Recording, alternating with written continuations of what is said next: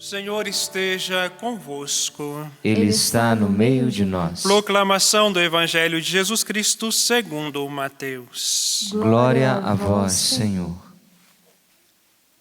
Celebrava-se em Jerusalém a festa da dedicação do templo. Era inverno. Jesus passeava pelo templo no pórtico de Salomão.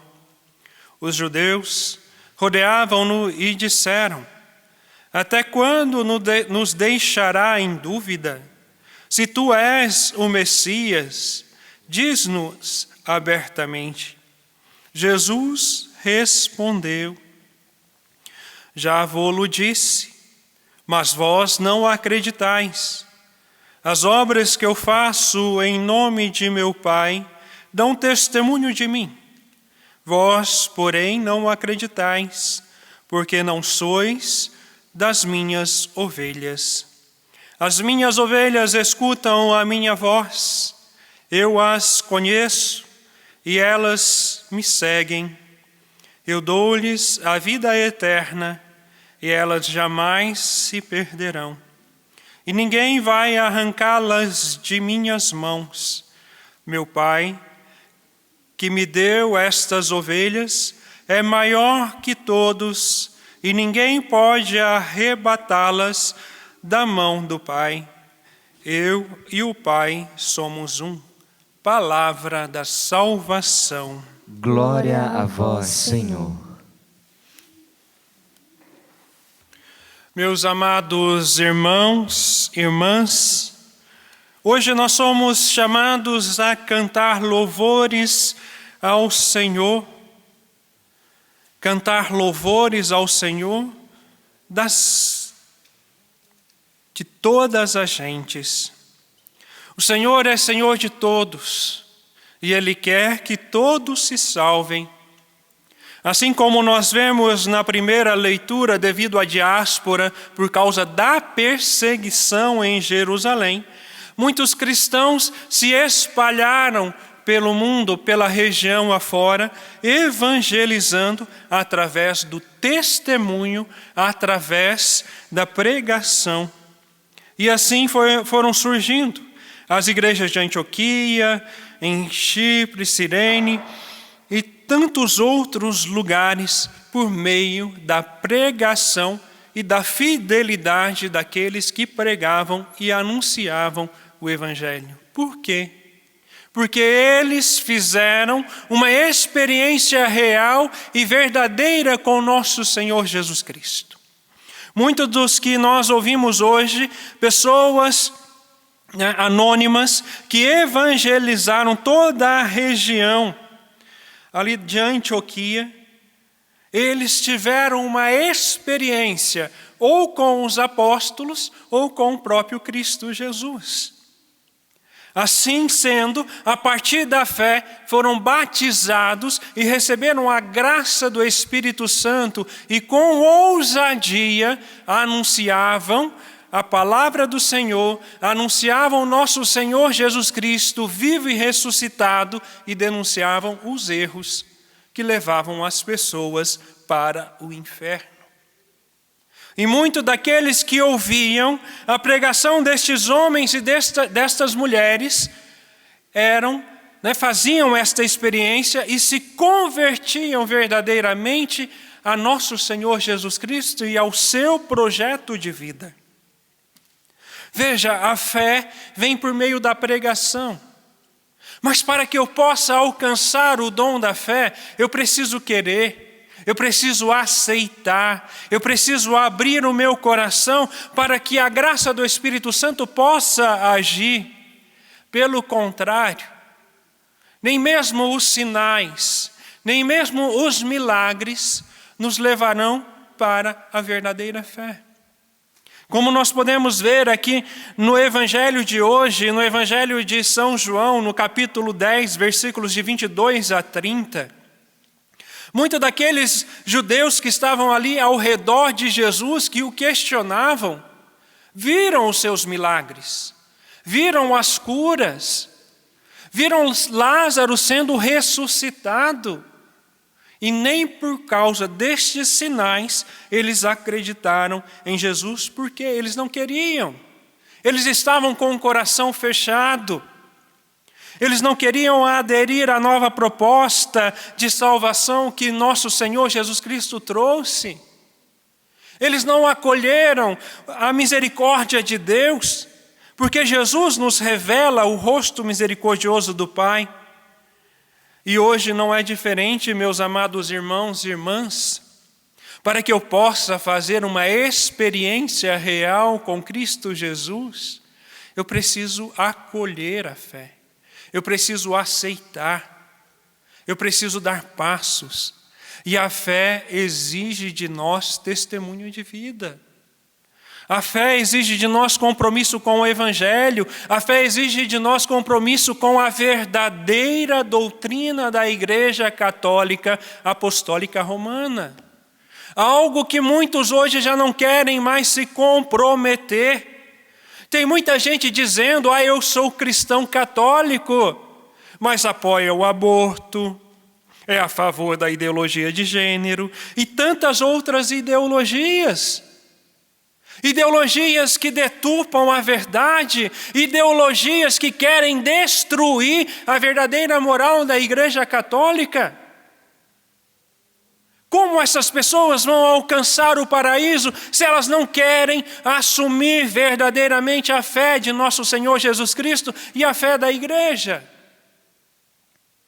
Se eu não abro meu coração, se eu não faço a experiência dos apóstolos e dos primeiros cristãos, me deixar ser conduzido pela graça do Espírito Santo, aderindo verdadeiramente à pessoa de nosso Senhor Jesus Cristo e à sua proposta de vida, eu não alcançarei o paraíso. Infelizmente, todos aqueles que vão contra a doutrina da igreja, mesmo dizendo, eu sou católico, e enchem a boca para dizer, mas apoiam o aborto, apoiam a ideologia de gênero, apoiam o socialismo, o comunismo e tantas outras realidades, serão condenados. Mas nem por isso eu vou me desesperar. Por quê? Porque existe uma solução.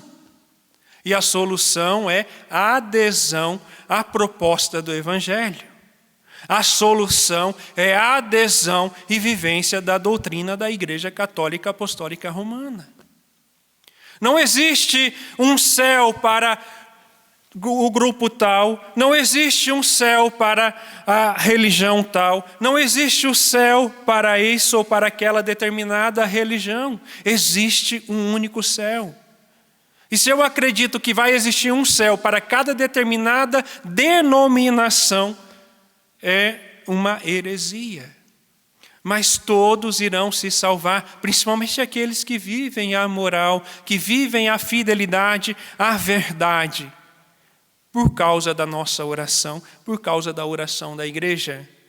Pelo contrário, se eu não, como católico, eu não vivo a minha fé, se eu não estou de comum acordo com a doutrina da igreja, e lutando contra tudo aquilo que a igreja condenou e condena até nos dias de hoje, eu irei para o fogo do inferno. Mas não se preocupe.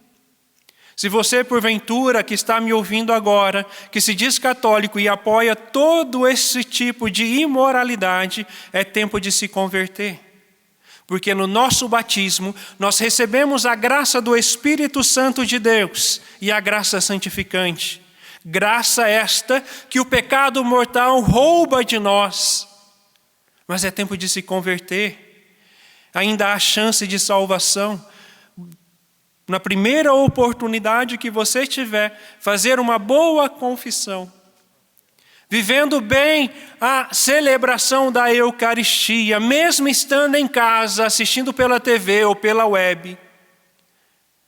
A diferença de uma missa transmitida pela TV para com um filme existe muita. E nós precisamos viver como se vive a missa dentro da própria igreja. E assim, vivendo, nós receberemos esta graça santificante a partir do momento que nós estivermos na graça de Deus. Nós receberemos esta graça santificante e todas as outras graças necessárias para a nossa salvação. Mas, se eu ainda insisto no erro das falsas doutrinas, das falsas ideologias e de tudo aquilo que contradiz a moral cristã, a doutrina da igreja, não há salvação. O pior burro é aquele que permanece no erro e não sejamos mais conduzidos para o pecado ou para o inferno, que nós possamos abrir os nossos olhos e buscar esta mudança de vida, porque somente assim nós iremos alcançar o paraíso. E muitas coisas do que eu disse aqui, muita gente vai discordar, muita gente vai reclamar, muita gente vai ligar dizendo, olha, o padre falou isso, o padre falou aquilo, assim como já aconteceu. Mas se eu não falar a verdade, as pedras falarão. Inclusive, pessoas que se dizem católicas, pessoas de instituições que preferem zelar pelo nome da instituição do que falar a verdade, irão nos perseguir. Mas feliz é aquele que é perseguido por causa da verdade, e infeliz é aquele que se cala por uma política da boa vizinhança ou por viver o politicamente correto. Porque o politicamente correto hoje está levando muita gente para o inferno. Então, mude de vida. E Jesus nos mostra no Evangelho de hoje que Ele é o bom pastor, que Ele nos deu o sinal, que Ele nos mostrou os milagres e que agora nós precisamos acreditar e dar passos. Mas a minha fé não pode ser pautada apenas nos milagres, apenas nos sinais, porque quem pauta a sua fé somente nos sinais e nos milagres vai ficar pulando de galho em galho, de igreja em igreja, como macaco pula de uma árvore para outra, tentando e indo atrás dos sinais. A fé verdadeira exige de nós fidelidade à pessoa de nosso Senhor Jesus Cristo, exige de nós fidelidade à doutrina da igreja. Se você quer ganhar o paraíso, é tempo de conversão, é tempo de se voltar para Deus, é tempo de ser conduzido pela graça do Espírito Santo e por tudo aquilo que a igreja nos orienta e nos mostra. Louvado seja o nosso Senhor Jesus Cristo.